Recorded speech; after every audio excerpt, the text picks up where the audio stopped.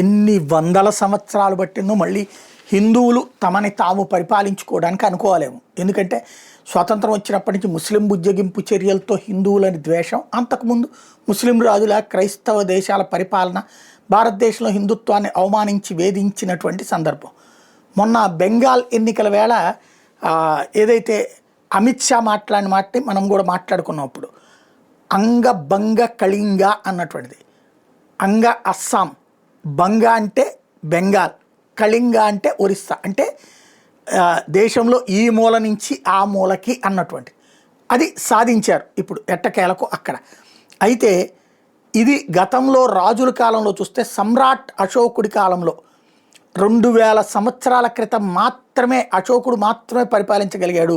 అంగభంగ కళింగ అన్నటువంటిది హిందూ రాజ్యంగా ఉన్నది ఆనాడు మాత్రమే అన్నటువంటిది ఇప్పుడు ఆనాటి మ్యాపులతో సహా లెక్క కట్టి చెప్తున్నటువంటి పరిస్థితి.